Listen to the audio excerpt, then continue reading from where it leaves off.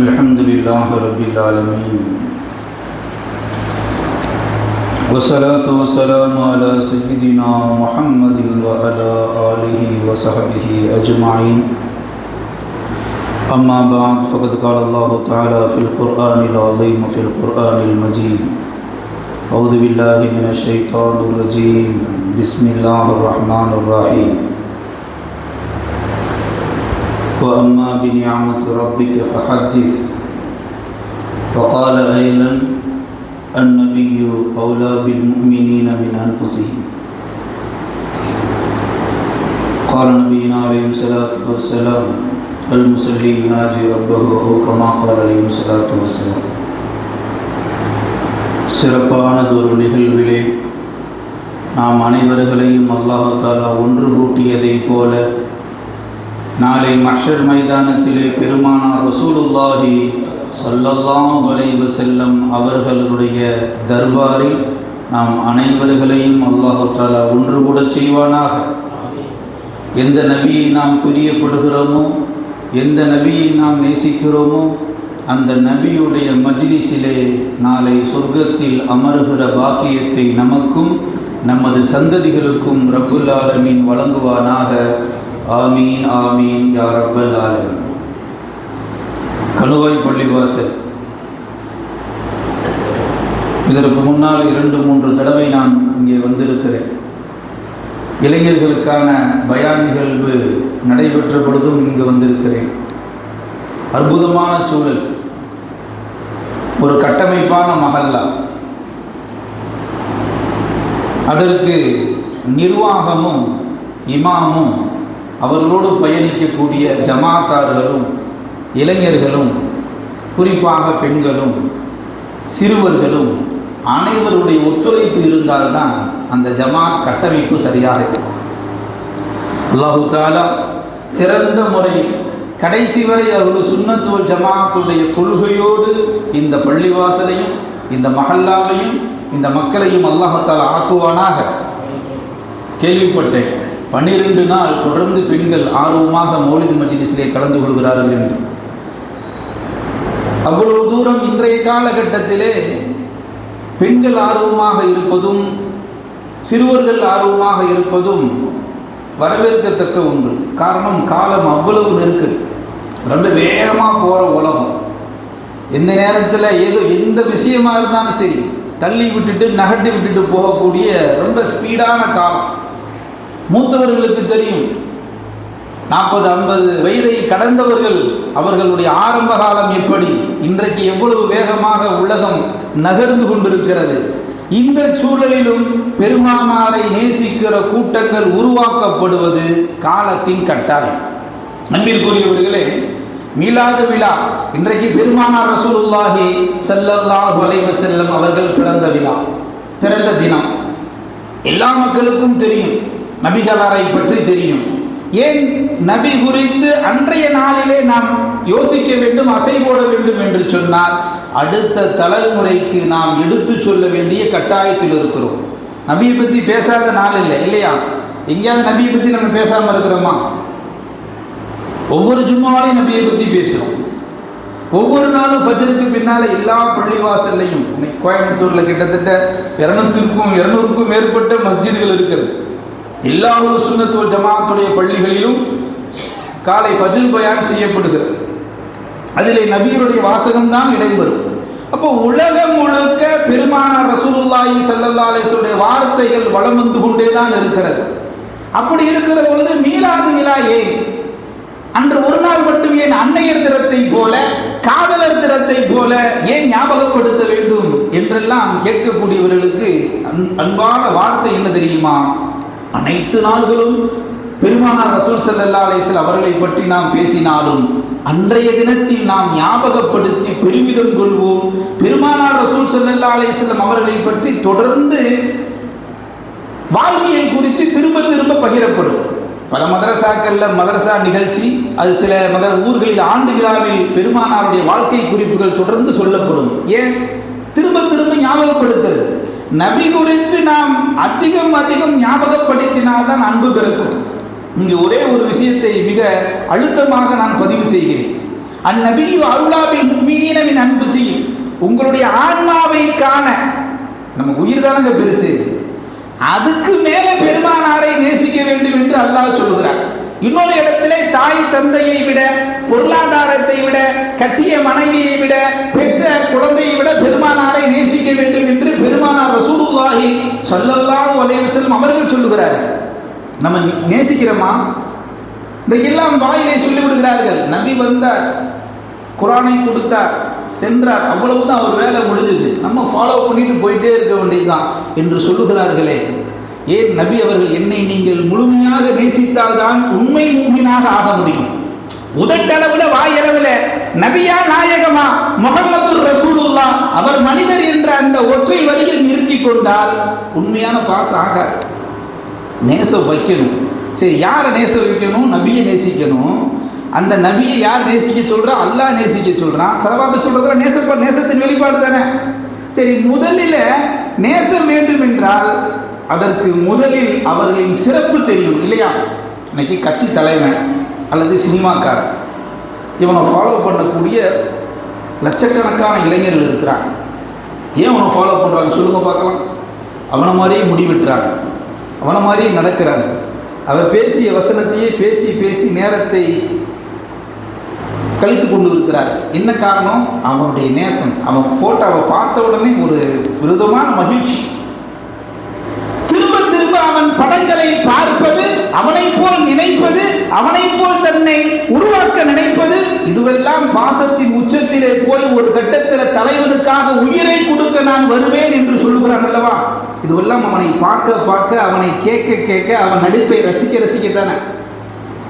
ஒரு சாதாரண நடிகனுக்கும் ஒரு கட்சி தலைவனுக்கும் உயிரை கொடுப்பதற்கு துணிகிற ஒரு மனிதன் நபி ஸல்லல்லாஹு அலைஹி வஸல்லம் அவர்களை அவ்வளவு அளவு கடந்து நேசிக்கிறானா என்றால் அந்த நேசத்தில் ஜீரோ. பாய், நம்ம உண்மையை நேசிக்கல. நம்ம சொல்றோம் நேசிக்கிறோம், சுன்னத் ஜமாத்துக்காரன் நேசிக்கிறோம்னு. ஆனால் அல்லாஹ் ரசூல் சொல்லுகிற நேசம் நம்மிடத்தில் இருக்கிறதா என்றால் அவ்வளவு தெளிவான நேசம் இல்லை. நேசம் ஏற்பட என்ன செய்யணும்? நேசம் வரணும். இதற்கு வரமாட்டீங்க, என்ன செய்யணும்? பெருமானார் ரசூல் ஸல்லல்லாஹு அலைஹி வஸல்லம் அவர்கள் குறித்து அசை போடணும். அவங்களை குறித்து திரும்ப திரும்ப பேசிக்கிட்டே இருக்கும். அவர்கள் யார், எப்படிப்பட்டவர்கள், அவருடைய உடல் எப்படி, அவர்களுடைய உயிர் எப்படி, அவருடைய அல்லாஹ் எப்ப படைத்தான், எப்படி படைத்தான், நாளை அவருடைய அந்தஸ்து என்ன, இதுவெல்லாம் கேட்க கேட்கத்தான் நபியின் மீது பாசம் பிறக்கும். நம்ம யாரையும் திட்ட வேண்டிய அவசியம் இல்லை. நம்ம நபியினுடைய சிறப்பை நமக்கு திரும்ப திரும்ப நம்ம ஞாபகப்படுத்திக்கிட்டே இருந்தா நபியின் மீது அலாதியான அன்பு வரும். அன்பிற்குரியவர்களே, முதல்ல நபி கூட சேர்ந்து இருக்கிற மனைவிமார்களை பற்றி ஒன்று சொல்கிறேன். ஒரே ஒரு விஷயம். திருக்குர்ஆன் ஷரீஃபில் அல்லாஹ் சொல்லுவான், பெண்களே லஸ்துன்ன கஹதின் மினன் நிசா,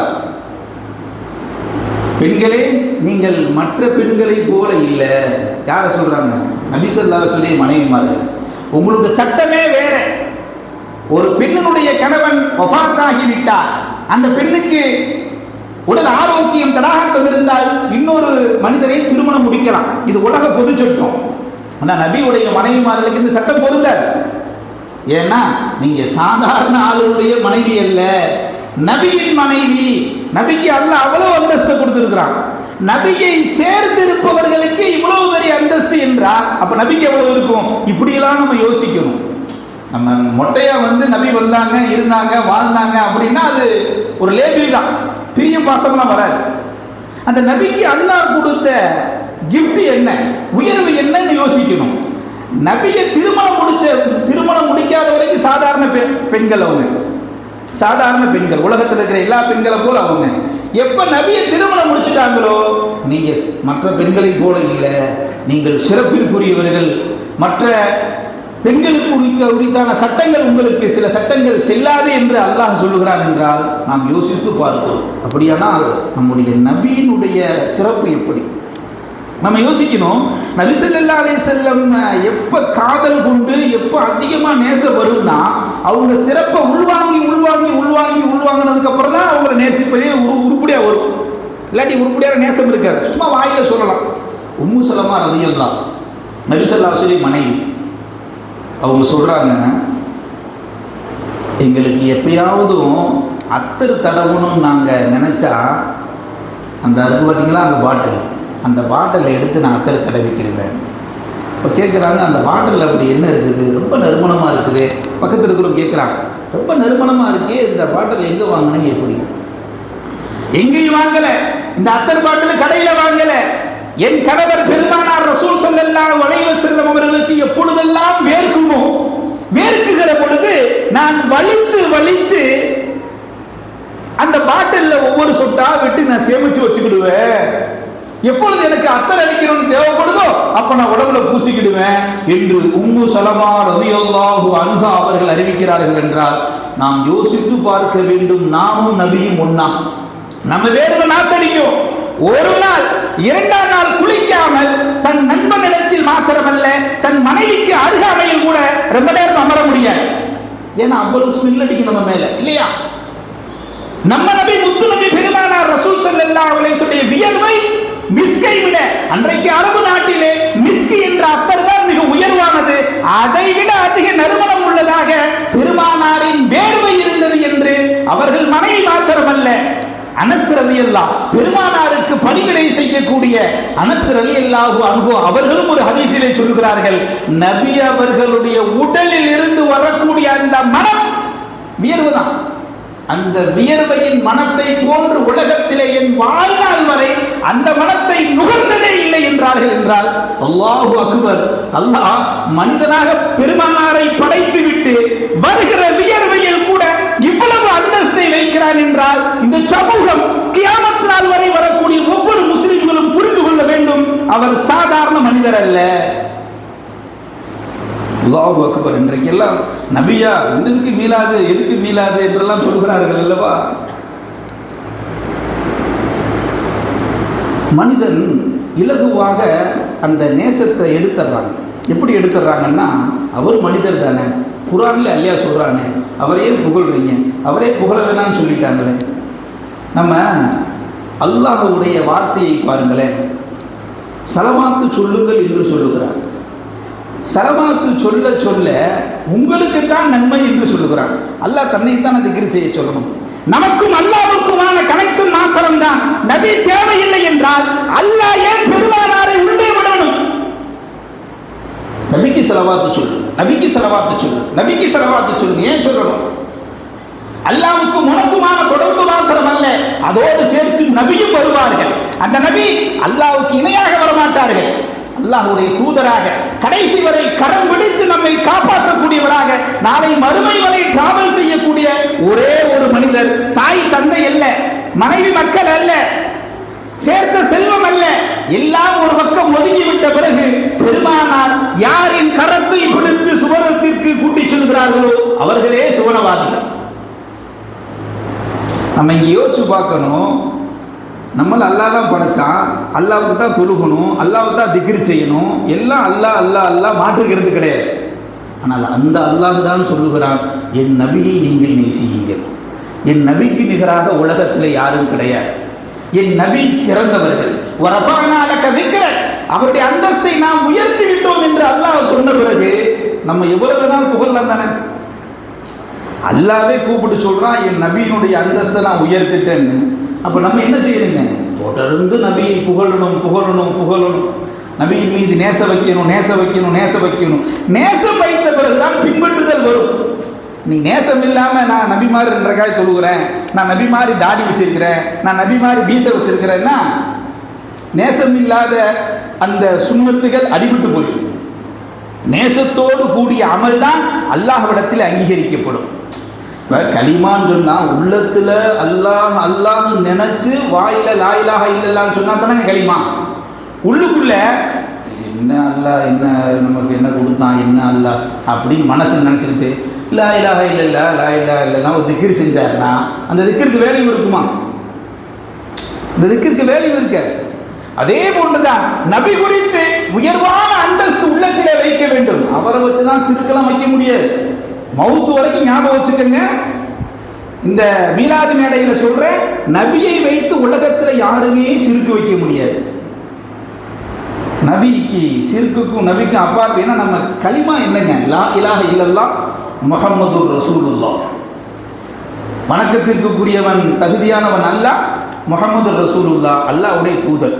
இப்படி சொல்லி போட்டு நம்ம ஷிர்க் வைப்போமா? அப்போ புகழ்றீங்களே, நாங்கள் புகழுவோம் புகழ்ந்துக்கிட்டே இருப்போம், அளவு கலந்து புகழுவோம், மீளாது கொண்டாடுவோம், இது எல்லாம் செய்வோம். எந்த அடிப்படையில்? அவர் மனிதர் என்ற அடிப்படையில், மனிதர் புனிதர் என்ற அடிப்படையில் செய்கிறேமே ஒழிய ஒரு காலம் நபியை கொண்டு போய் அல்லாட்டத்தை வைக்கிறதுக்கு நாங்கள் என்னங்க அறிவில்லாதவர்களா? முஸ்லீம் சமூகம் அறிவற்றவர்களா? அஹ்லு சுன்னத் வல் ஜமாஅத்துடைய கொள்கை அவ்வளவு லேசான கொள்கையா? இது ஏதோ நேற்று இன்றைக்கு ஒரு 30 வருஷத்துக்கு முன்னாடி ஆரம்பித்த இயக்கமா? இதுக்கு தலைவர், செயலாளர், பொருளாளர்லாம் கிடையாது. பள்ளிவாசலில் வேணா இருப்பாங்க, அதை பராமரித்து கொண்டும் அந்த கொள்கை கோட்பாடுகளோடு வாழக்கூடியவர்கள் அந்த இமாம்கள் எல்லாம் இருப்பார்கள். ஆனால் துவங்கப்பட்ட 1300 ஆண்டுகளை கடந்து இன்றைக்கும் களத்திலே ஒரு இயக்கம் தன்னந்தனியாக நிற்கிறது என்று சொன்னால் அது அஹ்லு சுன்னத் வல் ஜமாஅத் தான். நீங்க எந்த அரபி, எந்த கிதாபுகளை, எந்த நாட்டுக்கு போனாலும் அஹ்லு சுன்னத் வல் ஜமாஅத் என்ற ஒரு இயக்கம் இருந்து கொண்டே இருக்கிறது.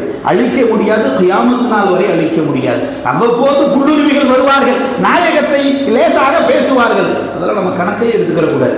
நம்முடைய கோட்பாடு உள்ளம் பெருமானாரின் மீது இருக்கும் காலமெல்லாம் நம்மை ஒரு காலம் வழிகெடுக்கவே முடியாது. நான் விஷயத்துக்கு வந்துடுறேன். நம்ம லா இலாஹ இல்லல்லாஹ் சொல்கிறோம் இல்லையா, முஹம்மதுர் ரசூலுல்லாஹ். சுவனத்தில் அல்லாஹ் தஆலா அல்லாஹ் நம்மளை படைச்சான் இல்லைங்க, அதோடு நிப்பாட்டி இருக்கணும் இல்லையா? உன்னை படைச்சிட்டேன்ப்பா அப்துல் காதர், அப்துல்லா, அபுதாயிரே, உன்னை நான் படைச்சிட்டேன், நீ என்னை மட்டும் தொழு, முடிச்சு வேலை. சொர்க்கம் அப்படின்னு ஒன்று படைச்சு, நரகன்னு ஒன்று படைச்சிருக்காங்க இல்லையா?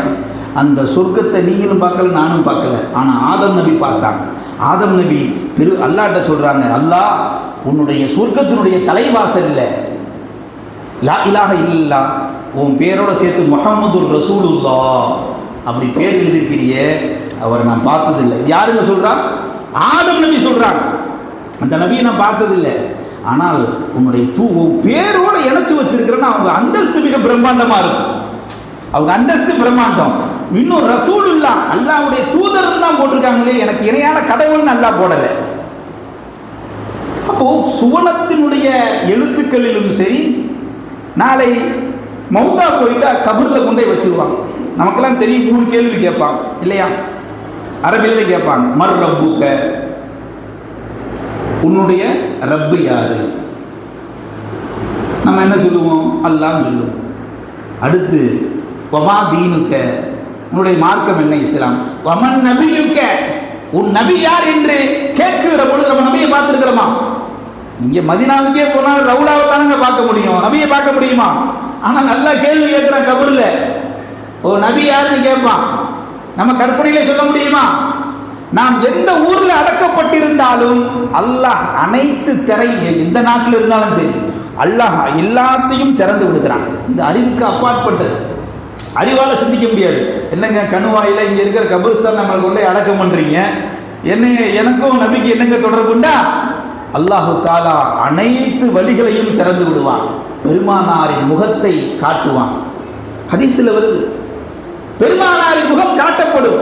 அப்படியே பார்ப்போம். நம்ம உண்மையிலே நபியை நேசிச்சா, ஆதா நபியும், இவர் எங்க நபி முஹம்மது ரசூலுல்லாஹ் என்று நாம் சொல்லிவிடுவோம். உண்மையிலேயே நேசம் இல்லாம உதட்டளவில் சும்மா வெறுமனே இருக்கக்கூடிய ஆளுங்க என்ன சொல்லுவாங்கன்னா, ஏதோ ஒரு சொன்னாங்க, நபின்னு வந்தார், இருந்தாருன்னு சொன்னாங்க, நபின்டாங்க, முகமதுன்றாங்க, என்னமோ சொன்னாங்க, ஒன்றும் புரியலையே தெரியலையேன்னு சொல்லி கடைசியில் லாதிரின்றுவான், எனக்கு தெரியலேன்றுவான். அதனால நபியின் நேசம்ங்கிறது மிக முக்கியமானது. முதல்ல நேசம் இருந்தால் தான் பின்பற்றுது. சில பேர் சொல்லுவாங்க, நேசம்லாம் வேணாங்க, நீங்கள் ஃபாலோ பண்ணுங்கன்னு. எப்படி ஃபாலோ? ரூஹ் இல்லாத உடல் மாதிரிதான். ரூஹ் இல்லாத உடலுக்கு மரியாதை இருக்குதா? அதுபோன்றுதான் பெருமானாரை நேசிக்காமல் இஸ்லாம் முழுமை பெறாது. இன்னொரு விஷயம் சொல்றேன் பாருங்களேன், அல்லாஹ் பெருமானாரை நேசிக்க சொல்றான். இங்க இருக்கிற ஒரு சில பேர் என்ன செஞ்சாங்கன்னா, இல்ல அல்லாஹ் நேசிச்சா போதும், ரசூல் நேசிக்க வேணாம். ஆனால் அல்லாஹ் என்ன சொல்றான்? என்னையும் நேசிக்கணும், என் தூதரையும் நேசிக்கணும் நல்லா சொல்றான். பாருங்களேன், உங்களுக்கெல்லாம் தெரிஞ்ச ஒரு உதாரணத்தை சொல்றேன். ஆதம் அலைஹிஸ்ஸலாம் படைக்கப்பட்டாச்சு, நமக்கெல்லாம் தெரியும் இல்லையா? படைக்கப்பட்டு ஆதம் அலைஹிஸ்ஸலாம் படுத்திருக்கிறாங்க, ரூஹ் ஊதப்பட்டுருச்சு. அப்போ அல்லாஹ் சொல்கிறான் எல்லா மலக்குகளுக்கும், உங்களுக்கெல்லாம் தெரியும் என்ன சொன்னான்? சிறுவர்களாக இருக்கிறவங்களுக்குலாம் தெரியும், சொல்லுங்க பார்க்கலாம். ஆதம படைச்சிட்டு மலக்கு மாட்டு எல்லாம் என்ன உத்தரவு விட்டான் சொல்லுங்க, தெரிஞ்சவங்க சொல்லுங்க. சஜிதா செய். அப்போ எல்லா மலக்களும் சஜிதா செஞ்சுட்டாங்க. ஏன்னா அல்லாஹ் சொல்றான் அப்படி சஜிதா செஞ்சுட்டாங்க. இப்லீஸ் மாத்திரம் செய்யலை. இப்லீஸ் மாத்திரம் என்ன செய்யறான்? இல்லை, நான் என்ன செய்ய மாட்டேன், சஜிதா செய்ய மாட்டேன். அல்லாவுக்கு கோபம் வந்துருச்சு. என்னப்பா நான் சொல்றேன் எல்லாமே சஜிதா செஞ்சுட்டாங்க, நீ செய்ய மாட்டேற. அவன் சொல்றான், ஹலகத்தனி மின்னாரி ஹலகத்து மின்தி, என்னை நெருப்புல படைச்ச, நெருப்பு மேலே ஏறுறது, மின்தீன் அவர் மண்ணால படைக்கப்பட்டிருக்க, மண்ணு கீழே போறது. இப்படி அல்ல, உனக்கு வேணும் நான் எவ்வளவு வேணா வழிபடுவேன், ஏன்னா நீ என்னைய படைச்ச. ஆனா நீ சொல்றது மட்டும் நான் கேட்க மாட்டேன், நீ சொல்றது மட்டும் கேட்க மாட்டேன். அல்லாஹ் தஆலா அஊது பில்லாஹி மினஷ் ஷைத்தானிர் ரஜீம், விரட்டப்பட்ட ஷைத்தானிடமிருந்து பாதுகாப்பு தேடுகிறோம் என்று அல்லாஹ்ட்ட நம்ம திருக்குர்ஆன் ஓதுறதுக்கு முன்னாடி துஆ செஞ்சுட்டு ஓதுறோம் இல்லையா? அதற்கு காரணம் அல்லாஹ்வை பகைக்கல. நீ நல்லா புரிஞ்சுக்கணும், அல்லாஹ்வை அவன் பகைக்கல, அல்லாஹ் சொன்னதை செய்யல. அல்லாஹ் எனக்கு நீ நேரடி ஸ்ட்ரைட், நீ நானும் ஸ்ட்ரைட், என்ன நீ என்னைய படைச்ச, நான் உனக்கு வேணா வணங்குவேன்.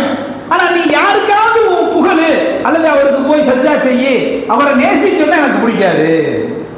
இதே மாதிரிதான் இருக்கு நமக்கு இன்றைக்கு முஸ்லீம் சமூகம். அல்லாவா நம்ம டைரக்டர் அல்லாஹ் தொழுங்க, 2 ரக்காத் துஆ செய்யலாம், சரியா ரைட்டு இல்லைங்களே. ஆனால் நாயகம் என்று வருகிற பொழுது அல்லாஹ் என்ன முன்னிறுத்துறான், அல்லாஹ் கொண்டு நிப்பாட்டுறானுங்க.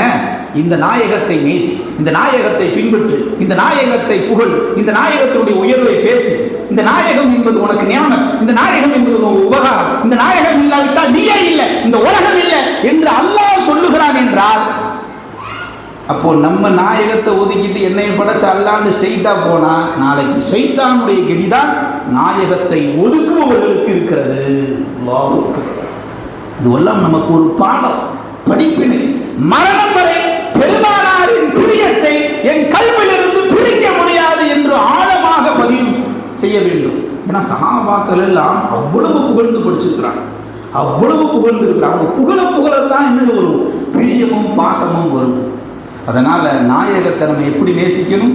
நாயகமே, உன்னை தவிர இந்த உலகத்தில் எனக்கு எந்த காதலும் கிடையாது, எல்லா காதலுக்கும் மேல் உங்கள் மீது நான் வைத்திருக்கிற காதல் தான் நிஜம் நிஜம் என்று உடனே வராது.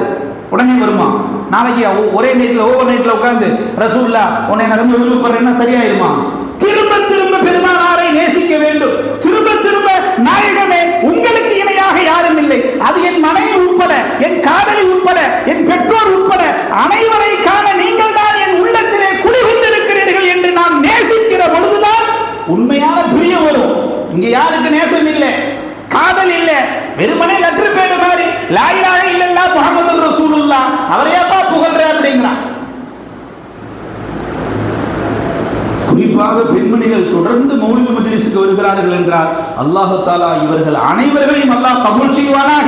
எப்படி மௌலிது மஜ்லிஸை இவர்கள் கண்ணியப்படுத்தினார்களோ, பெருமானாரின் புகழை கண்ணியப்படுத்தினார்களோ, ரப்பு இவர்களையும் கண்ணியப்படுத்துவானாக என்று இந்த நல்ல நேரத்தில் ஒரு துஆவையும் சேர்த்துக் கொள்கிறேன். அதே போன்று யார் யாரெல்லாம் இந்த மௌலிது மஜ்லிஸுக்காக, மீலாதுக்காக வேண்டி பாடுபடக்கூடிய பள்ளி நிர்வாகிகள், தலைவர் உட்பட அத்துணை நிர்வாகிகளுக்கும், இதற்காக வேண்டி பாடுபடக்கூடிய அனைத்து ஜமாத்தினர்களுக்கும், இளைஞர்களுக்கும், சிறுவர்களுக்கும், இவர்கள் அத்துணையினர்களுக்கும் இணையாக பணி செய்யக்கூடிய இந்த பள்ளியினுடைய அற்புதமான இமாம் அவர்களுக்கும் அல்லாஹு தஆலா அளப்பரிய அளவு கடந்த தன்னுடைய நியாமத்தை கொண்டு அல்லாஹு தஆலா மூடிக்கொள்வானாக என்ற துஆவை நான் செய்து, பெண்களும் வந்திருக்கிறார்கள். நிறைய பேச வேண்டியது இருக்கு, ஆனால் நேரம் ரொம்ப ஓடிடுச்சு. நான் வரும்போது டிராஃபிக், நம்ம ஒரு கணக்கு போட்டால் அல்லாஹ் ஒரு கணக்கு போடுறான் இல்லையா? நம்ம என்ன நினைச்சோம், 7 நான் 3:45 உள்ள வந்து 7:50 மைக்க முடிச்சிருன்னு நினைச்சோம். நம்முடைய நினைப்பு அதுதான். ஆனா அல்லாஹ் என்ன நினைச்சான், இன்ச்சா நகர வச்சு கடைசி இசா தொழுவ முடிய வச்சு பிறகு நீ என்ன செய் பேசினா போதும் என்று அல்லாஹ்வுடைய நாட்டம். சரி, ரப்புல் ஆலமீன் நம்ம அனைவரையும் கபூல் செய்வானாக. இன்னொரு சந்தர்ப்பங்கள் கிடைக்கிற பொழுது நிறைய விஷயங்களை இன்ஷா அல்லாஹ் நாம் பகிர்ந்து கொள்வோம். பெண்கள் பகுதி இங்கே வந்திருப்பதால் அவர்களுக்கு ஒரு சில நசீஹத் என்ற உபதேசங்களை கூறி எனது உரையை நிறைவு செய்து கொள்கிறேன்.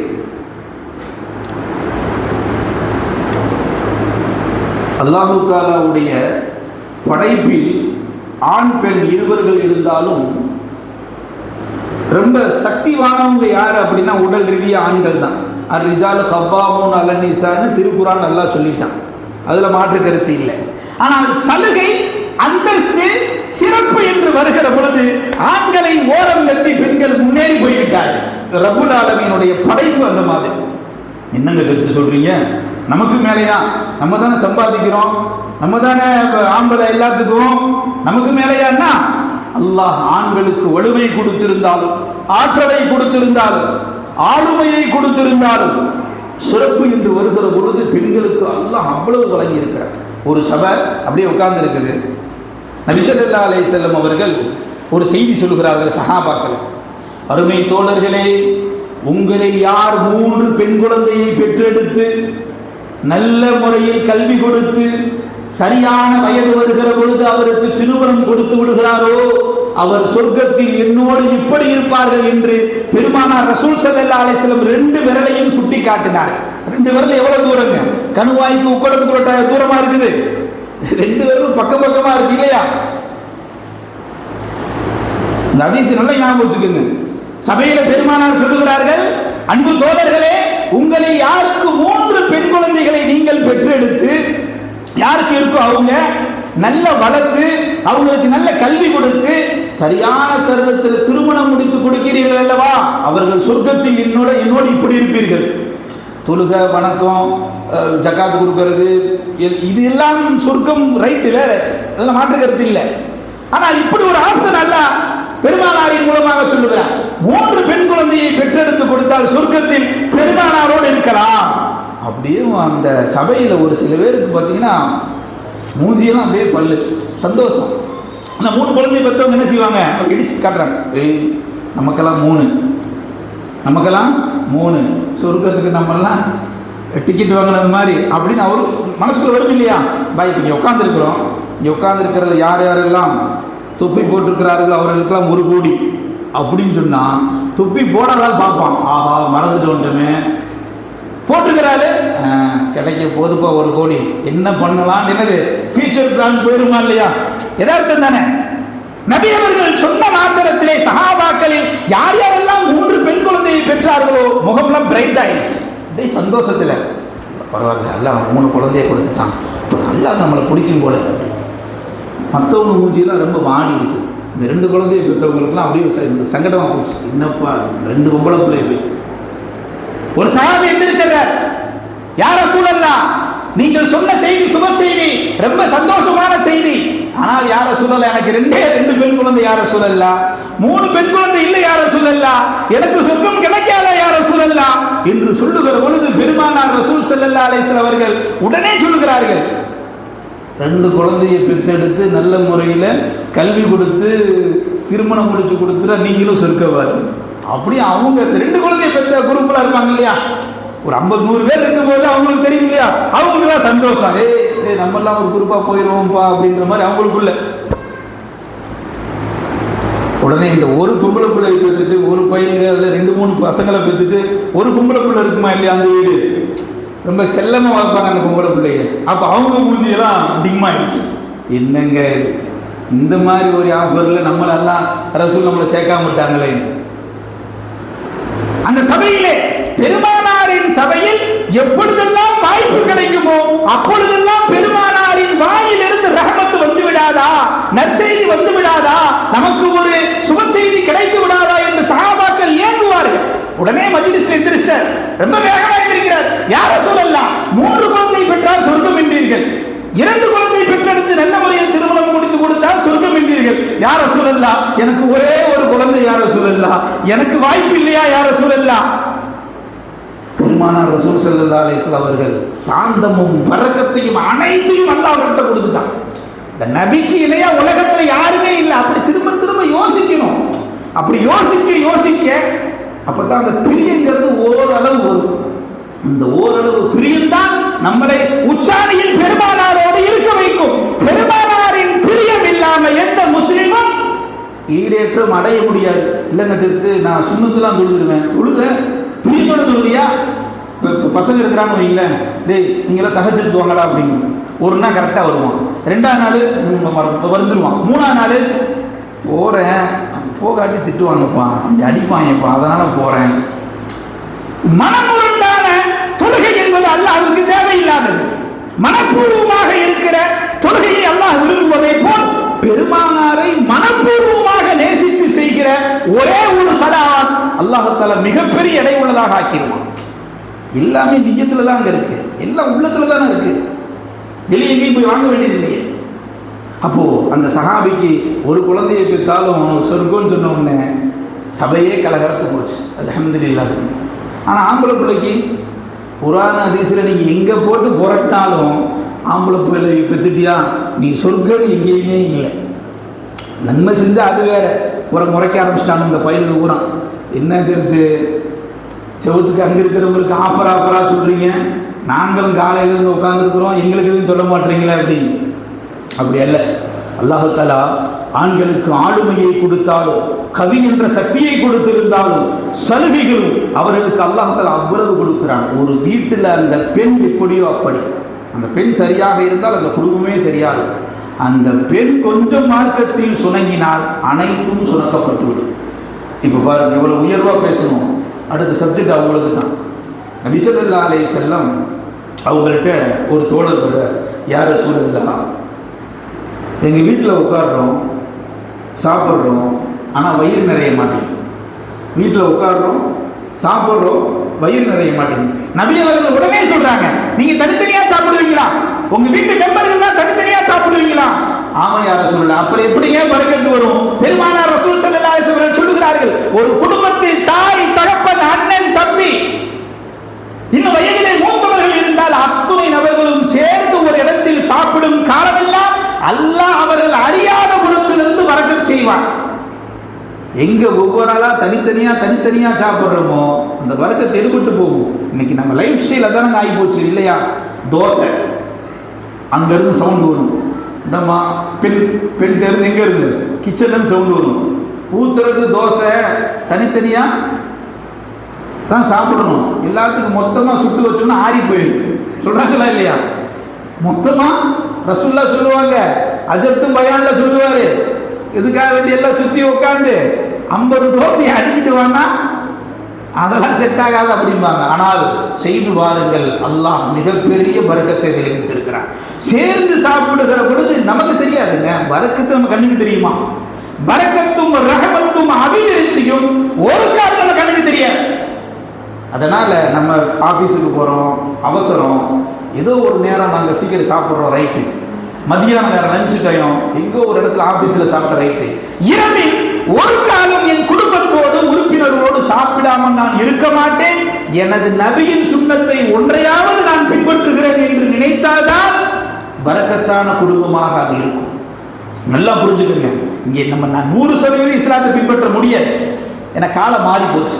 இந்த காலம் மாறி போனதுனால நபி ஸல்லல்லாஹு அலைஹி வஸல்லம் சொன்ன ஒரு காலம் வரும், அதிலே ஒரே ஒரு சுன்னத்தை பின்பற்றினால் அவனுக்கு 100 ஷஹீதுடைய நன்மை அல்லாஹ் கொடுக்குறேன்னு சொல்ற நபி ஸல்லல்லாஹு அலைஹி வஸல்லம் சொல்றாங்க.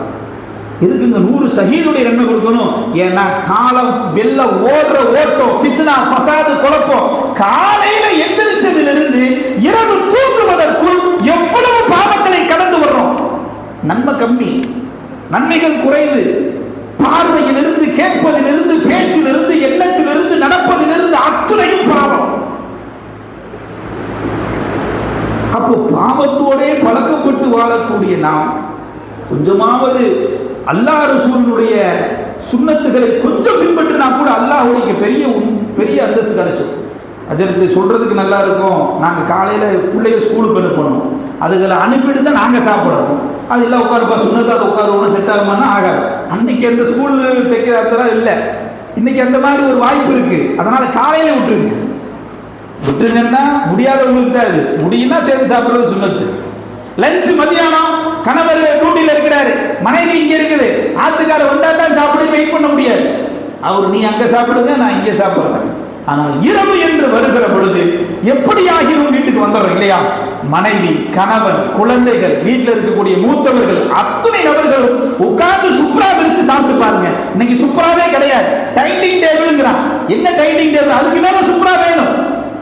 சுப்ரானா என்ன?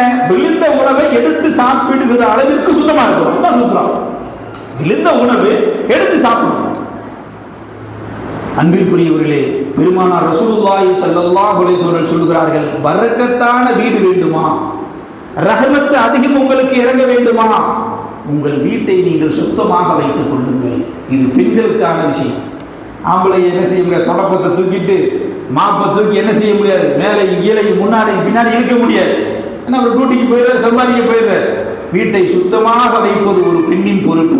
எந்த வீட்டில் சுத்தமாக இருக்குதோ அங்க ரஹமத்துடைய மலக்குமார்கள் வருகிறார்கள். பெருமானார் சொன்னார்கள், எந்த வீடு குப்பை கூலங்களாக, கூட்டவே மாட்டாங்க. சில வீட்டுக்குள்ள போன நாத்தம் முடிக்கும். ஆனா நல்ல வருமானங்க. ஐடி கம்பெனிங்க பார்த்தீங்கன்னா 2, 3 பேர் 4 பேர் சம்பாதிக்கிறாங்க. எங்க வருதுன்னே தெரியல, எங்க போகுதுன்னே தெரியலம்மா. ரஹமத்து பரக்கத்து இருக்க. வீட்டை சுத்தமா வச்சு பாருங்க, மன நிம்மதி கிடைக்கும். மன அழுத்தத்தில் இருந்து மனிதன் பாதுகாக்கப்படுவான். சுகாதாரமான ஒரு சூழ்நிலை உருவாகிற பொழுது ஆரோக்கியமான வாழ்வு கிடைக்கும் இல்லையா? ஆனால் வீட்டை சுத்தமா வச்சுக்கிடலன்னா பரக்கத்து இருக்காது. குறிப்பாக அந்த ஆடை விஷயத்தில் இன்னைக்கு என்ன செய்யறான்? இந்த பயிலெல்லாம் பாருங்க, இதெல்லாம் எவன் அந்த இது மாதிரி செய்யறான்னு தெரியல.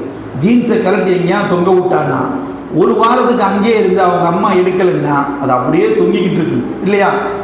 இந்த மாதிரி அழுக்கா தொங்கக்கூடிய ஆடைகளை நபி ஸல்லல்லாஹு அலைஹி வஸல்லம் சொல்லுகிறார்கள், ஷைத்தான் உள்ள புகுந்துருவான்.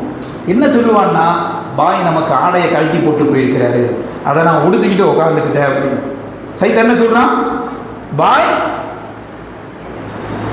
எப்படி துவைச்சதுக்கு அப்புறம் தேய்ச்சி பீரோவில் அடுக்கிறோம், துவைச்சதுக்கு அப்புறம் ஏன்னா அழுக்கா போயிடும், துவைச்சு அப்புறம் தேய்ச்சி பீரோவில் அடுக்கிறோம் இல்லையா?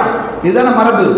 அதே போன்று அழுக்கான துணிகளை கலட்டி விட்டால் முதலில் அது ஒதுக்கு போறது, வாஷிங் மிஷின் இருக்கிற இடத்துக்கு போயிடும், ஆட்டோமேட்டிக்கா போயிடும், உடனே தூக்கி போடணும். சோஃபால ஒரு கர்ச்சீப்பு, கட்டல்ல ஒரு சட்டை, ஹாலில் ஒரு ஃபேண்டை கழட்டி போடுறது, பெல்ட்டோட இருக்கிறது. இந்த மாதிரியான வீடுகளில் அல்லாஹ்வுடைய பரக்கத்தே இருக்காது. நான் விளையாட்டுக்கு சொல்றேன், நிறைய குடும்பங்கள்ல திடீர்னு யார் வீட்டுக்குள்ளேயா போயிட்டா ஆளா பறக்கிறாங்க, குடும்பமே ரன்னிங்ல இருக்கு. என்னன்னு பார்த்தா அங்கங்க அது அப்படி எப்படி இருக்குது, வந்தவங்க எது நினைச்சிட கூடாதுன்னு சொல்லி எல்லாத்துக்கும். ஆனா மலக்கு நினைக்கிறாரே, மலக்கு வரமாட்டாரே, இன்னமா இப்படி வீட்டை வச்சிருக்கிறீங்க அப்படின்னு என்ன செய்ய மாட்டாரு. மலக்கு பயந்து போயிடுவார், ரஹமத்தை கொண்டு வருவார். ஆங்காங்கே கிடக்கக்கூடிய அழுக்கு துணிகளில் சைத்தான் உள்ளே புகுந்து கொள்வதால் வர வேண்டிய ரஹமத்தும் பரக்கத்தும் நமக்கு கிடைக்காம போயிடுது. இன்னொரு முக்கியமான செய்தி, சில வீடுகளில் பார்த்தீங்கன்னா அந்த போர்வை இல்லையா, இதெல்லாம் நபி சொல்ற கருத்துங்க. யார் வீட்டில் போர்வை போர்த்திய பிறகு அதிகாலையில் மடிக்கப்படாமல் விரித்த நிலையிலேயே இருக்கிறதோ அங்கே ஷைத்தான் குடிகொள்கிறான். ஷைத்தான் எங்கே குடிகொள்கிறானோ அங்கே ரஹமத்துடைய மலக்கு வரமாட்டார்கள். சின்ன சின்ன காரியம்தான், ஆனால் இவ்வளவு பெரிய பரக்கத்தை தடுக்குது பார்த்தீங்களா? சில பேர்லாம் லக்ஸரியான வீடு அப்படி ஷோவாக இருக்கிற மெத்தை இதை அப்படியே இழுத்து உள்ளே புகுந்துருவாங்க, அப்படியே இழுத்துருவாங்க.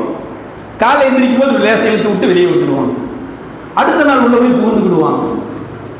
இதுவெல்லாம் ரொம்ப ஆடம்பரமான வாழ்வு தான். ஆனால் பெருமானாரினுடைய கண்ணில், பெருமானாருடைய வார்த்தையில் ஷைத்தான் குடிகொள்ளக்கூடியது பஞ்சு மெத்தை. எந்த மெத்தையா இருந்தாலும் அதுக்கு மேல இருக்கக்கூடிய விரிப்பை சரியான முறையில் மடித்து வைத்து பாருங்கள், அல்லாஹ் அளப்பெரிய ரஹமத்தை வழங்குவான். இன்றைக்கு அழுக்கு துணிகளை போட்டுக் கொள்வதால் கண்ட இடங்களில் இரவு முன்னாடிலாம் பார்த்தீங்கன்னா பாய் இருக்கும். முன்னாடி நம்மளாம் சின்ன பிள்ளையா இருக்கும்போது பாய் விரிப்பாங்க கீழே, அந்த பாய் விரித்து படுக்கிற வரைக்கும் விரிக்க விடுவாங்க. தூங்கி எந்திரிச்ச உடனே டேய் பாயை சொல்லிட்டு சைத்தான் படுத்துக்குவோம் அப்படிமா. நான் கூட நக்கலுக்கு தான் சொல்கிறாங்கடா, நம்ம வீட்டில் சைத்தான் படுத்துக்குவான்னு சொல்லுவாங்க. எப்படி இந்த குரான் ஷரீஃபை திறந்து வச்சா நம்ம என்ன சொல்லுவாங்க, டேய் சைத்தான் ஓதுவான்டா, சைத்தான் ஓதுவானா முதல்ல. ஆனா என்ன சொல்லப்படும், சைத்தான் வந்து படுத்துக்கிடுவாங்க. உண்மை அதுதான். நீ விரிப்பை விரித்து வைப்பதும் அழுக்கான ஆடைகளை வைப்பதும் ஷைத்தானுக்கு நீ இடமளிக்கிறாய். உனக்கு வரவேண்டிய ரஹமத்தும் பரக்கத்தும் தடைபடுகிறது என்பதை நாம் மறந்துவிடக் கூடாது. இந்த மீலாது விழாவிலே நல்ல செய்தியை நாம் எடுத்து செல்லுவோம். வீட்டை எவ்வளவு சுத்தமாக வைக்கிறோமோ அவ்வளவு நல்லது. குறிப்பாக பெண்கள் பத்தியை பொறுத்துங்க. வீட்டில் பத்தியை எவ்வளவு பொறுத்துறீங்களோ அவ்வளவு தூரம் ரஹமத்தும் பரக்கத்தையும் எல்லாம் கொடுப்பான். என்ன ஜெருத்து இன்னைக்கு பத்தியை பொறுத்தெல்லாம் சிறுக்கு குஃபுரு அவங்க இப்படிங்கிறாங்களே, நீங்கள் பத்தியை பொறுத்து சொல்கிறீங்களே, பத்தி எதுக்குங்க? நறுமணம் தானே. நபி ஸல்லல்லாஹு அலைஹி வஸல்லம் ஒரு சஹாபியை எப்படி கூப்பிடுவாங்கன்னா, ஓ நறுமணம் புகை போடக்கூடியவரே யா ஜம்மார் அப்படிம்பாங்க அரபியில. ஏங்க அவருக்கு அந்த பேரு? வெள்ளிக்கிழமையான பள்ளிவாசலுக்குள்ள வந்து அப்படியே நறுமணம் புகை போட்டு போவாங்க. இது பெருமானாருக்கு பிடிக்கும். பெருமானார் சொல்லுவார்கள், எந்த இடத்திலே நறுமணம் இருக்கிறதோ அங்கே மலக்குமார்கள் ஆஜராகுவார்கள். எங்கே நஜீஸ் என்ற அசுத்தம் துர்வாடை வருகிறதோ அங்கே ஷைத்தான் குடிகொள்கிறான். அதனாலதான் பாத்ரூம்குள்ள போனா ரொம்ப நேரம் இருக்காது. உள்ள போறியா, வேலை முடியுதா, வெளியே வந்துரு. அங்க போய் சிந்திக்காத. ஆனா அங்க போனா தான் எல்லா சிந்தனையும் வரும். அங்க போய் உட்கார்ந்துட்டா கடன் பிரச்சனையிலிருந்து, அவன் பிரச்சனையிலிருந்து, இவன் பிரச்சனையிலிருந்து எல்லா பிரச்சனையும் வர்ற ஒரே இடம் கக்கூஸ் தான். நீங்க போய் வேணா டெஸ்ட் பண்ணி அதற்கு இதெல்லாம் எங்களுக்கு தெரியும், நீங்க என்ன புதுசா சொல்றீங்க, நீங்க சொல்ற மாதிரியே மைண்ட் வாஷ் கேட்குது. உண்மைதானங்க அது. ஏன்னா அங்க போனா எல்லாத்தையும் ஞாபகப்படுத்தி விட்டுருவான். அதே மாதிரி தக்பீர் கட்டுங்க, அல்லாஹு அக்பர் எப்படி கட்டணும் தெரியுமா? யா அல்லாஹ் எதையும் நினைக்க மாட்டேன், உன்னையத்தான் வணங்க போறேன்னு தக்பீர் கட்டுங்க. அல்லாஹ்வை தவிர எல்லாத்து நினைப்பையும் கூட்டு வந்துருவான் சைத்தான். அப்போ நான் எதற்கு சொல்லுகிறேன் என்றால், வீடுகளை நாம் சுத்தமாக வைப்பது, நல்ல நறுமணத்தை போடுங்க. முஸ்லிமி அத்தனையும் பிரிக்க முடியுமா? முஸ்லிமி அத்தனையும் பிரிக்க முடியாது. ஒரு முஸ்லிம் எப்படி லா இலாஹ இல்லல்லாஹ் முஹம்மது ரசூலுல்லாஹ் கலிமாவை பிரிக்க முடியாதோ, அத்தர் அவன் வீட்டில் இல்லைன்னு சொன்னா அது முசீபத் பிடிச்ச வீடுன்னு அர்த்தம். நல்லா விளங்கிங்க. ஹஜ்ரத் வீட்டில் அத்தரே கிடையாது, எனக்கு அத்தரே பிடிக்காது. சில பேர் எனக்கு தலைவலி வந்துடும். ஆனா நல்ல நறுமணத்தை நீ எப்பொழுது வெறுக்கிறாயோ சைத்தான் உன்னோடு குடிகொள்கிறான் என்ற அர்த்தம். நல்ல நறுமணம் எனக்கு பிடிக்காதுன்னு நீ சொல்லிட்டாலே உன்னோடு சைத்தான் குடிகொள்கிறான். ஏனால் துர்வாடை என்பது சைத்தானுக்கு மிக ரொம்ப நேசிப்பான் துர்வாடை. அதனாலதான் நபி அவர்கள் வீட்டை நல்ல சுத்தமாக வைங்க, நல்ல நறுமணமாக வையுங்கள். ரஹ்மத்துடைய மலக்குமார்கள் வந்து செல்வார்கள். வீடு பார்த்தீங்கன்னா கண்ணாடி மாதிரி அப்படியே வச்சிருந்தா மனசுக்கு நிம்மதி கிடைக்குங்க. கணவன் சண்டை போடலான்னு வருவாரு, இல்லையா போய் மனைவியை போய் ரெண்டுல ஒன்று பண்ணி வருவாரு. ஆனால் வீடு சுத்தமாக இருக்கிற பொழுது அல்லாஹ் மிகப்பெரிய மாற்றத்தை ஏற்படுத்துவான். ஏன்னா அந்த வீட்டை சுத்தமா வைக்கிறதுக்கு நமக்கு தெரியாது, என்ன சேர்த்து சுத்தம் இல்லாட்டி வீடா, இதை செய்து பாருங்கள். ரப்பு அளப்பெரிய மறைமுகமான ஒரு விஷயத்தை கொடுப்பான். அதே போல பெண்மணிகளுக்கு ஒரே ஒரு செய்தியை மட்டும் அழுத்தமாக சொல்லுகிறேன். நீங்க எதுக்கோ சண்டை போடுவீங்க இல்லையா, அது வாங்கி கொடுக்காட்டி சண்டை போடுவீங்க, இது வாங்கி கொடுக்காட்டி சண்டை போடுவீங்க. ஆனால் என் வீட்டுக்குள்ள என் கணவனோ அல்லது அண்ணனோ தம்பியோ என் குழந்தைகளோ என் மகனோ என் தகப்பனோ வீட்டுக்குள்ள வரும்போது சலாம் சொல்லாம வரக்கூடாது. இதுக்காக வேண்டி சண்டை போட்டு பாருங்க, ரப்பு உங்களை எங்கேயோ கொண்டு போயிடுவான். நபி அவர்கள் சொன்னார்கள், வீட்டிற்குள் நுழைந்தால் சலாம் சொல்லி பழகுங்கள், அல்லாஹ் பரக்கத்தை கொடுப்பான். இன்னைக்கு சலாம் வந்து விட்டாச்சு, ரொம்ப பேர் விட்டாச்சு. இல்ல சேர்த்து நான் சொல்றேன்னா நீ பாக்கிய பெற்றவன். இயற்கையாக உன் வீட்டுக்குள் நுழைஞ்ச உடனே ஒரு பீவியை பார்த்த உடனே அல்லது பீவிக்கு உன்னைய பார்த்த உடனே வீட்டுக்குள் நுழைந்ததும் சலாம் இயற்கையாக வருகிறது என்றால் நீ பாக்கிய பெற்றவன். வீட்டுக்குள்ள நுழையிற மனைவி பாசமா இருக்கிறா, குழந்தைகள் பாசமா இருக்குது, ஆனா சலாம் இல்லை, வெறுமனே வெத்து பாசங்களாகத்தான் அது இருக்கும். பெருமானார் ரசூல் ஸல்லல்லாஹு அலைஹி வஸல்லம் சொல்கிறார்கள், நேசத்தை உருவாக்குகிற வார்த்தை சலாம். இன்னைக்கு எடுபட்டு போச்சு, சலாம் சொல்றது இல்லையே. அப்படியே இருந்தாலும் தொழுதுட்டு வந்தா மட்டும் சலாம், மதரசாவுக்கு போயிட்டு வந்தா மட்டும் சலாம். இன்றைக்கு நம்ம ரொம்ப கோட்டை விட்டம் இல்லையா? சலாம் எந்த வீட்டிலே குறைக்கப்படுகிறதோ அங்க ரஹமத் எடுபட்டு போகிறது. அப்புறம் எப்படி மன நிம்மதி வரும்? ஆஸ்பத்திரி செலவுல இருந்து, பிரச்சனைகள்ல இருந்து, அண்டை வீட்டுக்காரன் தொல்லையிலிருந்து, சொந்தக்காரன் தொல்லையிலிருந்து எல்லா தொல்லையும் வரிசை கட்டி வரும். சலாம் சொல்லி பாருங்கள். நபி ஸல்லல்லாஹு அலைஹி வஸல்லம் சொல்லுகிறார்கள், சலாம் ஒரு இணைப்பு பாலம். எப்படி ஒரு மேம்பாலம் வந்து இணைச்சு ஒரு வழியை கொடுக்குதோ அது போல இணைப்பு பாலம். கணவன் மனைவி சண்டை போடுறாங்க வைங்களேன், அவர் என்ன செய்வார்? சண்டை வந்தோடனே வெளியே முன்னே பச்சைக்கரை வெளியே அப்படின்ட்டு என்ன செய்வார்? பீவியை அப்படின்னு சட்டையை போட்டு வெளியே போயிடுவார் இல்லையா? ஆனால் அந்தம்மா உண்மையிலேயே அவங்கம்மா சாந்தமாக இருந்துச்சுன்னா சண்டை இல்லாமல் இருக்கும். சோபாவில் உட்காந்துருச்சு, மவனே வாணி உள்ளே வந்தவொடனே உடனே சண்டை முடிப்புன்னு இந்த மாதிரி ரெடியாக உட்காந்துருக்கு. அவர் வெளியே போனவர் வர்றார். உள்ளே வரும்போது பாருங்க, இதெல்லாம் மிராக்கல், மேஜிக், மிகப்பெரிய மேஜிக்குங்க. அவர் உள்ள வர்றார், பீவி அஸ்ஸலாமு அலைக்கும் சொல்லி பாருங்க. அது பெரிய சண்டையா இருக்கட்டும், எவ்வளவு வந்தமா கோபமா இருக்கட்டும், அஸ்ஸலாமு அலைக்கும் என்று சொல்லி பாருங்கள். எப்படி தீயை தண்ணீர் அணைத்து விடுகிறதோ அதுபோன்று அந்த பெண்மணிய உள்ளத்தில் இருக்கக்கூடிய ரணங்களை இந்த சலாம் என்ற வார்த்தை அழிக்கும். இல்ல ஜெருத்து நான் சொல்லிக்கிட்டு தான் இருக்கேன், சொல்லுங்க, திரும்ப திரும்ப சொல்லுங்க. நீங்க சொன்னதால் பெரிய சண்டை சிறிய சண்டையாக மாறி இருக்கலாம். இல்ல நான் சொன்னேன் ஆனா சண்டை வந்துச்சு, பெரிய சண்டை பிரிவு ஏற்படும் என்று அல்லாஹ்வுடைய விதியில் இருந்திருக்கலாம். ஆனால் நீ சொன்ன சலாமால் சிறிய சண்டையாக அது முடக்கப்பட்டிருக்கும், நமக்கு தெரியாது. அதனாலதான் நபி அவர்கள் சொல்லுகிறார்கள், நீங்கள் அறியாத புறத்திலிருந்து நிறைய நன்மைகளை பெறுவீர்கள். நீங்க அறியாத புறம் தானே அர்த்தம். பெரிய சண்டையாகுமா சின்ன சண்டையாகுமான்னு தெரியாது. கணவன் மனைவி சண்டை வந்துருச்சு, கணவன் வெளியே போயிட்டாரு, ரிட்டன் உள்ள வர்றாரு, இந்த சண்டை பெருசா சின்னதான்னு தெரியாது. இதான் மேஜிக்.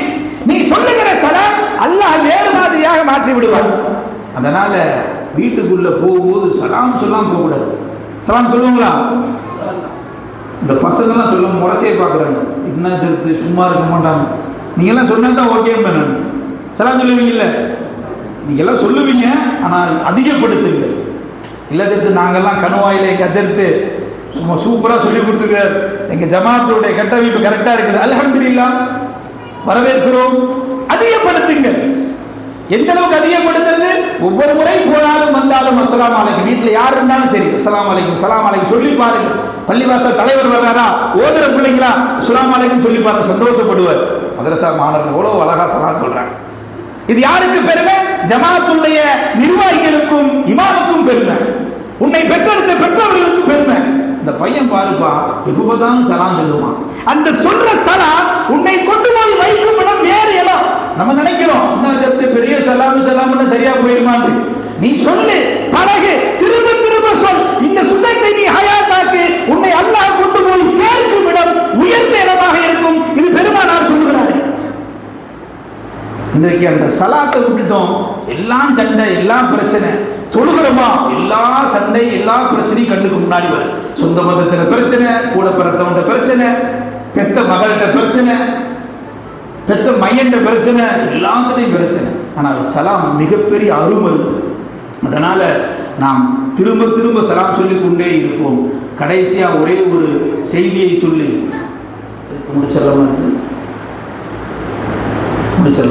சரி, அப்போ கடைசியாக ஒரே ஒரு செய்தி. இந்த பெண்களும் மௌலிதுக்கு வந்திருப்பீங்க, நிறைய யூடியூப்லாம் பார்க்குறீங்க, மௌலிது ஓதாத மீலாது கொண்டாடாதெல்லாம் சொல்லுவாங்க இல்லையா. அதனால் அந்த ஒரு செய்தியை மட்டும் சொல்கிறேன், ரொம்ப மனசில் ஆழமாக பதிவு பண்ணிக்கணும். இப்போ சிறுக்குன்னு சொன்னால் அல்லாஹ்வுக்கு இணையாக்கினா தான் சிறுக்கு இல்லையா. அல்லாஹ் இறைவன், நீ இன்னொரு கடவுளையோ அல்லது சிலையையோ அல்லது வேறு மத கடவுள்களையோ நீ கடவுளாக ஆக்கிட்டீன்னா அது சிறுக்கு. நம்முடைய கொள்கை என்னன்னா, பிற கடவுள்களை இழிவுபடுத்துறது இல்லை. என் கடவுள் ஒருவன், என் அல்லாஹ் ஒருவன், அவனை நான் வணங்குறேன். அது மற்றவங்களோட நம்பிக்கை, அதை மதிக்கிறோம். அது உங்களுடையது. லக்கும் தீனுக்கும் வலிய தீன், உங்கள் மார்க்கம் உங்களுக்கு, எங்கள் மார்க்கம் எங்களுக்கு. இப்போ நம்ம பிறந்துறோம் இல்லையா, நம்ம அம்மாட்ட வயிற்றுல இருந்து வந்த நம்ம பிறந்ததிலிருந்து நம்ம காதுல லா இலாஹ இல்லல்லாஹ் லா இலாஹ இல்லல்லாஹ், அப்புறம் மதரசால கொண்டு போய் விட்டாங்க லா இலாஹ இல்லல்லாஹ் லா இலாஹ இல்லல்லாஹ், அப்புறம் பெரியவரான கல்யாணம் முடிச்ச லா இலாஹ இல்லல்லாஹ் லா இலாஹ இல்லல்லாஹ், நீ மௌத்தாகிற 50-60 வயசுக்கு தொட்டுட்ட அப்பையும் லா இலாஹ இல்லல்லாஹ், மௌத்தா போனாலும் லா இலாஹ இல்லல்லாஹ். இது எங்க சிறுக்கு வந்துச்சு? ஏதாவது அந்நிய கடவுளை ஏற்றுக்கிட்டீங்களா? அந்நிய கடவுள் எங்கேயாவது உங்களுக்கு யாரும் காட்டினாங்களா? அந்த மதத்துடைய கடவுளை நீ வணங்கிக்கோன்னு சொன்னாங்களா? இல்லை நீங்க செஞ்சீங்களான்னா சத்தியம் விட்டு சொல்லுகிறேன், ஒரு முஸ்லீம் அவ்வளவு சீக்கிரம் மதம் மாற மாட்டார். அவ்வளவு சீக்கிரம் முடியாது. இது நான் சொல்லல, மதம் மாற்ற வேண்டும் என்று அடம் பிடித்தவர்கள் கூட ஒரு கட்டத்தில் ஏற்றுக்கொண்டார்கள். முஸ்லிம்கள் அவ்வளவு, ஏன்னா அவ்வளவு அடிப்படைவாதி, அடிப்படை அல்ல அல்ல அல்ல. எந்த பிரச்சனை வந்தாலும் அல்ல. கொஞ்சம் தொழுகாம இருப்பான், கொஞ்சம் நோக்கு வைக்காம இருப்பான், கொஞ்சம் பிரச்சனையில கொஞ்சம் ஒதுங்கி இருப்பான். ஆனா கடவுள் யாரா? லா இலாஹ இல்லல்லாஹ். அப்படிப்பட்ட நம்மள நீ மௌலிது ஓதுனே சிறுக்கு வந்துருச்சு, நீ மௌலிது ஓதுனே இணை வச்சுட்ட, இணை வச்சா நரகத்துக்கு போயிடுவ என்று சொன்னால் நெஞ்சு பொறுக்குதான். எவ்வளவு மன கஷ்டம். அதனால இன்னைக்கு யூடியூப்லாம் நிறைய மீலாது டயத்திலாம் மீலாது கொண்டாடலாமா, நபி கொண்டாடினாங்களா, சஹாபாக்கள் கொண்டாடினாங்களா, ஆதாரம் இருக்கா? ஆதாரம் எங்க போய் எடுக்கிறது? இமாம்கள் கொடுத்தது தானே புகாரி. நீ ஆதாரம் புகாரி எடுக்கிறமே, அது இமாம்கள் கொடுத்தது தானே. அந்த இமாம்களும் யாரு? ரசூல்லா கூட இருந்தவங்களா? அந்த இமாமுக்கும் ரசூல்லாவுக்கும் பல 100 வருஷம் டிஃபரெண்ட் இருக்குது. அதனால் ஒரே ஒரு அடிப்படை செய்தியை விளங்கிக்கிறணும், நம்ம நபியை சிறுக்கு வைக்க மாட்டோம். புகழ்றோம், புகழுவோம், புகழுவோம், இணையில்லாமல் புகழுவோம், ஈடு இணை இல்லாமல் புகழுவோம். என்ன இப்படி சொல்றீங்க? சிறுக்காயிலதா? படைச்சவர் வேற, படைக்கப்பட்டவர் வேற. படைக்கப்பட்டவர் நபி முஹம்மது ரசூலுல்லாஹ். அவர் இந்த ஸ்தானத்தில் வச்சிருக்கிறோம். படைச்சது அல்லாஹ். எப்படி ரெண்டு ஒண்ணாக முடியும்? ரெண்டு ஒண்ணான முஸ்லீமா இருக்க முடியுமா? நீ கலிமா என்ன சொல்ற?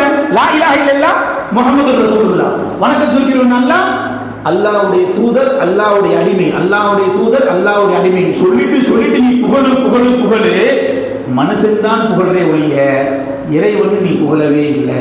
இந்த அடிப்படை மட்டும் புரிஞ்சுக்க, இந்த அடிப்படை மட்டும் புரிஞ்சுக்கங்க. நீங்க என்னைக்குமே யார் என்ன சொன்னாலும் இல்லை நம்ப மாட்டேங்க. நான் ரசூலுல்லாஹ்வை புகழ்ந்தாலும் மனுஷன் தாங்க நான் புகழ்றேன், இறைவனை ஆக்க மாட்டேனுங்க. அந்த அளவுக்கு ஒன்றும் கூறு இல்லாமல் இல்லை, நாங்கள் ஒன்றும் அவ்வளோ முட்டாள் இல்லை அப்படின்னு சொல்லி நம்ம நினச்சிக்கிறோம். இன்னொன்று, திருக்குறான்ல அல்லாஹ் நம்மளுக்கு என்ன சர்டிஃபிகேட் கொடுக்குறான்னு பாருங்களேன்.